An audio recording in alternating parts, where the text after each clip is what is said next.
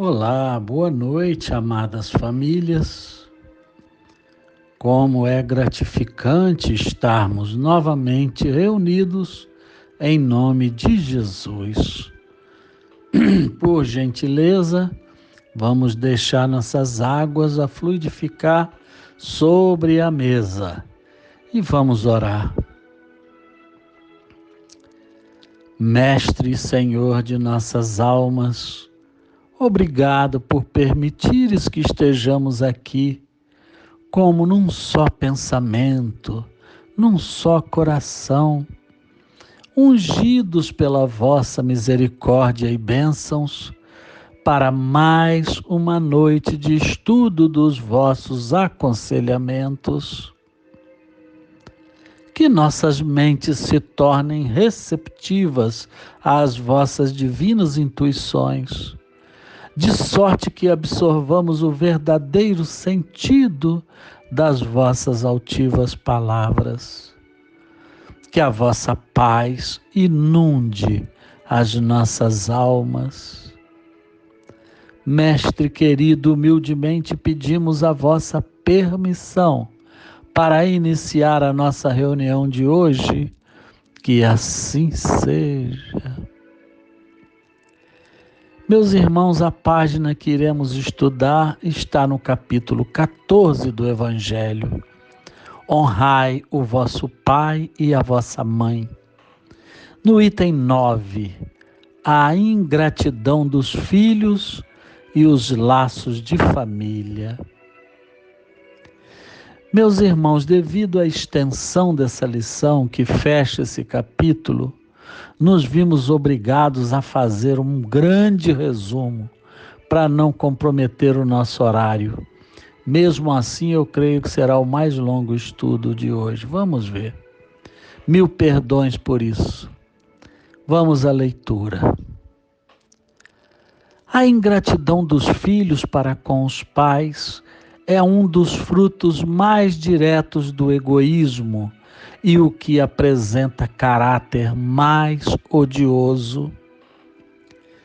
Muitos espíritos, quando deixam a terra, se vão cheios de ódios violentos e de insaciados desejos de vingança. Alguns dentre eles, porém, mais adiantados, avaliam as funestas consequências de suas paixões e são induzidos a tomar resoluções boas. Compreendem que, para chegarem a Deus, só há uma senha: a caridade. Então, mediante inaudito esforço, conseguem observar os a quem eles odiaram na terra. Ao vê-los, porém, a animosidade se lhes desperta no íntimo. Revoltam-se à ideia de perdoar e, sobretudo, de amarem os que lhes destruíram, quiçá os haveres, a honra ou a família. Se predomina a boa resolução, oram a Deus, imploram aos bons espíritos que lhe deem forças no momento mais decisivo da prova.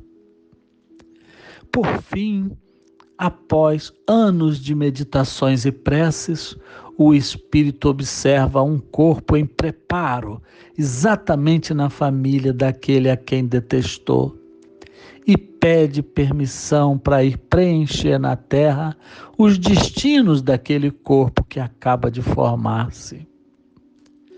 Qual será o seu procedimento na família escolhida? Dependerá da sua maior ou menor persistência nas boas resoluções que tomou. O incessante contato com seres a quem odiou constitui prova terrível, sob a qual não raro sucumbe, se não tem ainda bastante forte a vontade. Assim, dependendo da sua resolução, ele será amigo ou inimigo, daqueles entre os quais foi chamado a viver. É como se explicam os ódios, as repulsões instintivas que se notam da parte de certas crianças e que parecem injustificáveis. Nada há naquela existência para provocar semelhante antipatia. Para se lhe apreender a causa, necessário se torna volver o olhar ao passado. Ó espíritas, compreendei agora o grande papel da humanidade.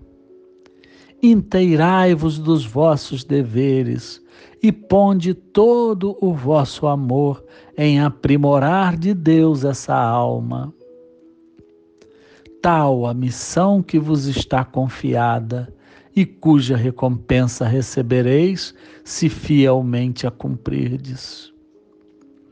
Os vossos cuidados na educação que lhe dareis auxiliará seu aperfeiçoamento e seu bem-estar futuro. Lembrai-vos de que a cada pai e a cada mãe perguntará a Deus: que fizeste do filho confiado à vossa guarda? Não escorraceis a criancinha que repele sua mãe, nem a que vos paga com a ingratidão. Não foi o acaso que a fez assim. A intuição do passado se revela, do qual podeis deduzir que um já odiou muito o outro, ou foi muito ofendido. Que um veio para perdoar o outro ou para expiar. Mães, abraçai o filho que vos dá desgostos e dizei convosco mesmas: um de nós dois é culpado. Fazei-vos merecedoras dos gozos de Deus, que Deus conjugou à maternidade, ensinando aos vossos filhos a amar e bendizer.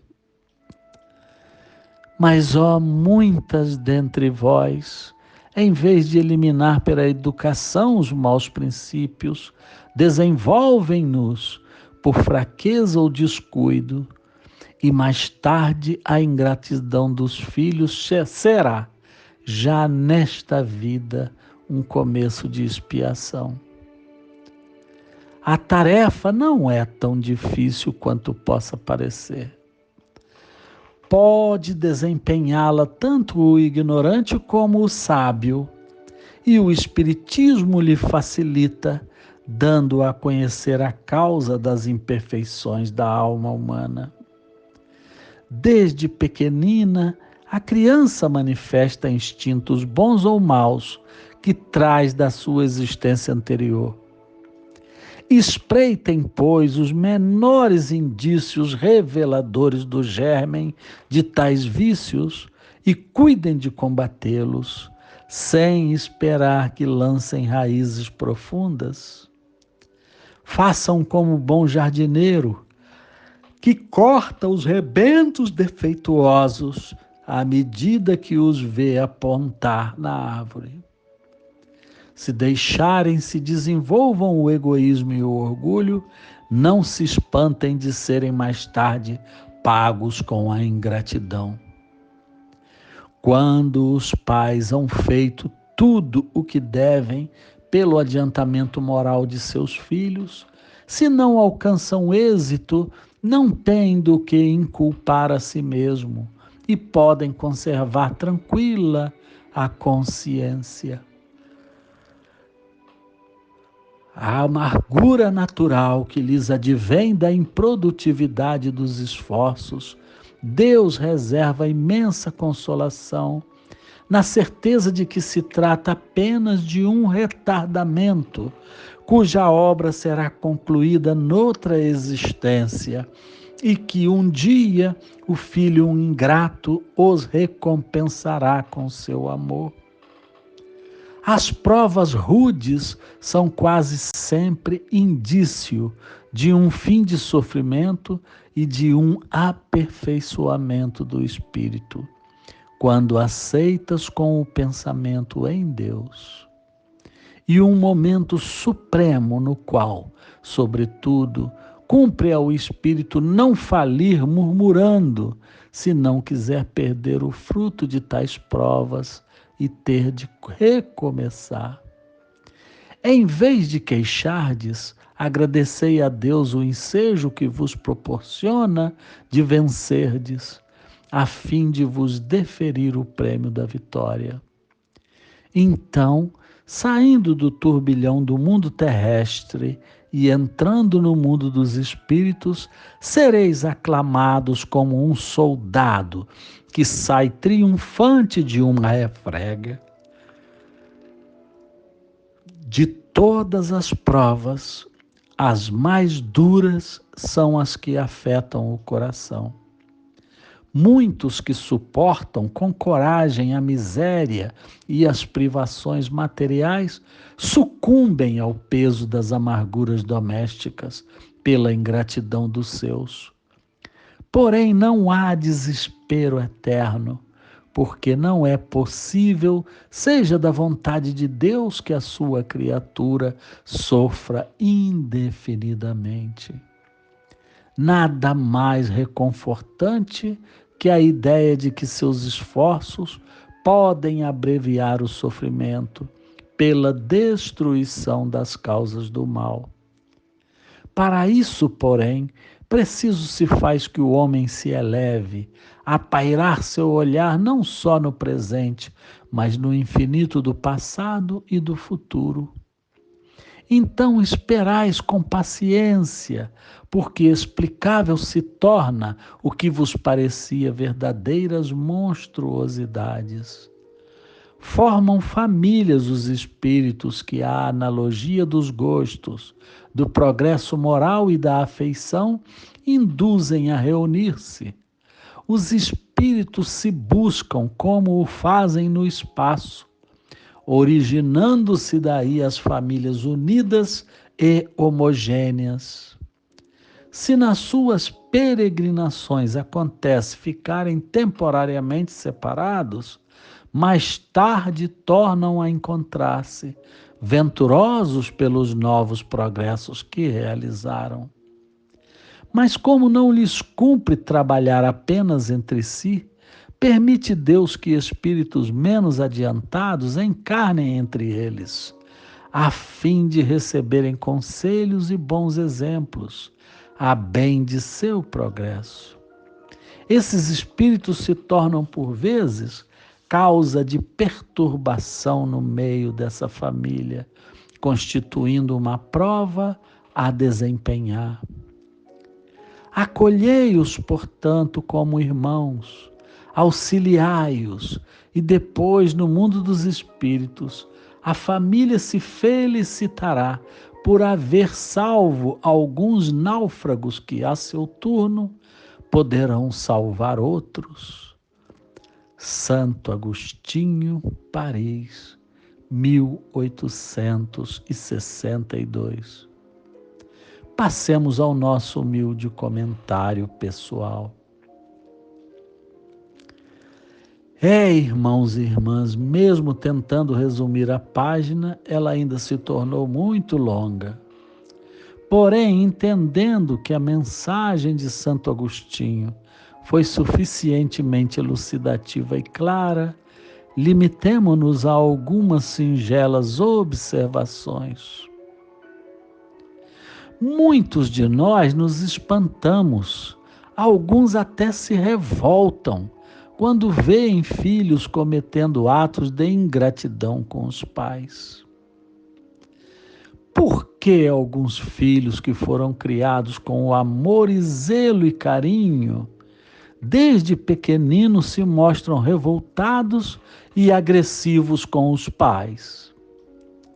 Se debruçamos sobre os ensinos espíritas, sabemos que várias razões influem diretamente na formação dos membros de uma família, sendo que duas delas podem descambar para a ingratidão filial.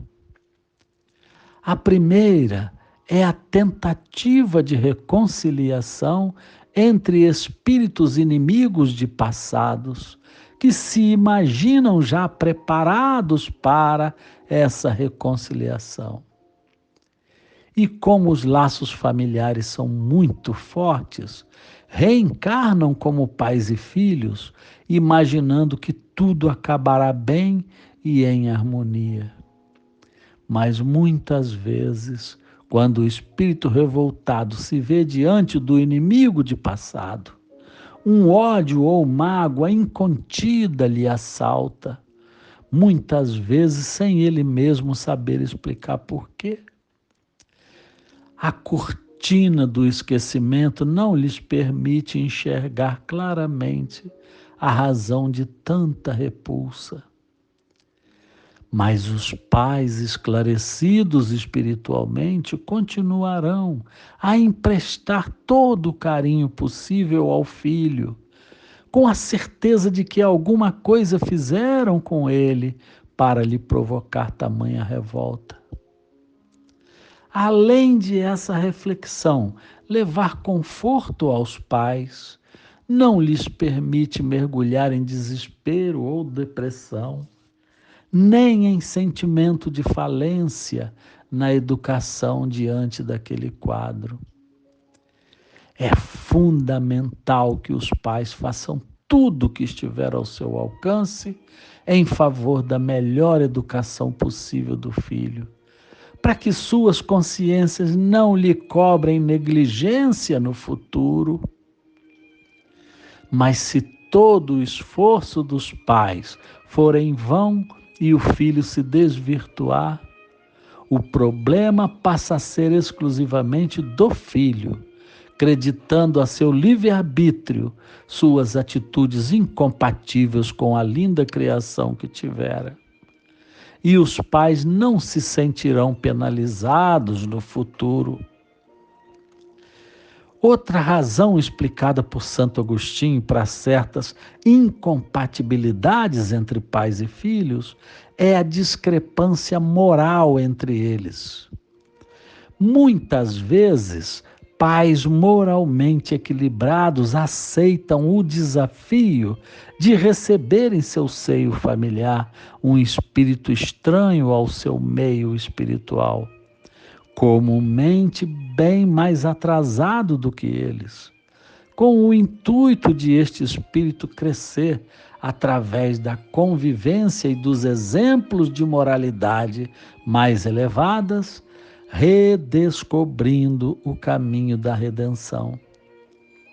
Mas muito desses espíritos falem nos seus objetivos e não conseguem se redimir, preferindo no meio do caminho se comprazer no mal, como no passado, retardando sua libertação. E quantos pais, meus irmãos, que não estudam as leis morais de causa e efeito, não conseguem entender a atitude daquele filho desgarrado, diferente dos demais, parecendo mesmo não ser um dos mesmos pais. E na realidade, ele está mesmo fora do seu habitat espiritual natural. Acolher esse filho com todo amor e carinho, velando por ele toda a educação possível, é o papel dos pais, deixando nas mãos de Deus o julgamento pelo comportamento anormal daquele filho. Porém, vale ressaltar de que, em nenhum caso, os pais devem sentirem-se fracos ou frustrados pelas atitudes dos filhos, já que são espíritos com necessidades evolutivas, muitas vezes muito diferentes daquelas necessidades do restante da família. Porém, não se pode negligenciar a criação desse tipo de filho, concentrando todos os esforços ao alcance para reeducá-lo, para que no futuro sua consciência não lhe acuse que você não fez tudo o que poderia por ele. Já dizia um grande filósofo árabe, Gibran Khalil Gibran. Os filhos vêm através de vós, mas não de vós. Os pais são os interlocutores e os geradores dos corpos, mas os filhos não lhes pertencem, pertencem a Deus.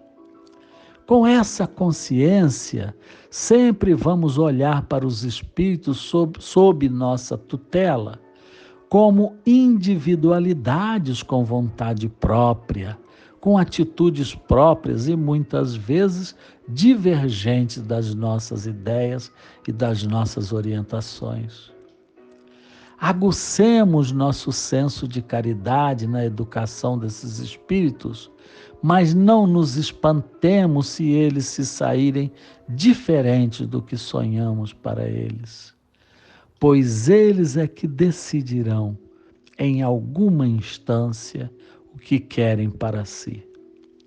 Se Deus e Jesus não nos obrigam a sermos como eles, gostaríamos que fôssemos. Nós também não temos o direito de obrigar os filhos a serem como nós queremos. Somos facilitadores, não ditadores dos filhos. E Jesus há de nos inspirar para que acumulemos paciência redobrada, pois no caso de uma ingratidão, entenderemos as limitações do filho e continuaremos ajudando-o em favor da sua libertação moral. Paz e amor fraternal em nossas almas, agora e sempre. Vamos agora estender nossas mãos na direção das águas a fluidificar. Mestre querido, derramai sobre o nosso ambiente o vosso hálito divino, carregado de bênçãos renovadoras. E que essas vibrações possam também nos contagiar com a potencialidade da vossa luz. Transformai, ó Senhor, essas águas em medicamento adequado às nossas necessidades. Obrigado, médico dos médicos. Em seu santo nome, essas águas estão fluidificadas. Que assim seja. Passemos agora ao agradecimento final a Jesus pelo estudo da noite.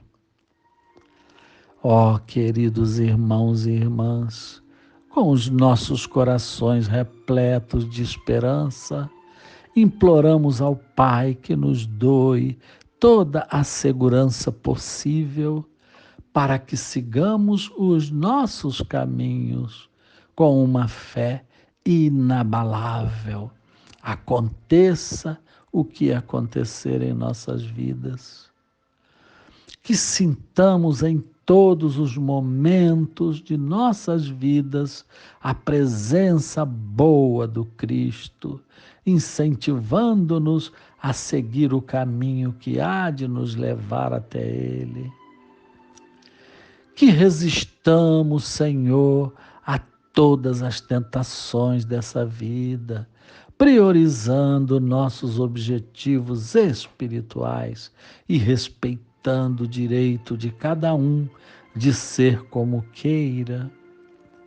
Que nesse momento de oração possamos implorar a vossa misericórdia em favor daqueles que estão sem um teto, sem alimento ou desprovidos de paz e esperança. Que tenhamos uma semana gloriosa, de muito trabalho, especialmente em favor daqueles que nos procurem em busca de carinho ou de alento. Muita paz nos nossos corações e muito boa noite.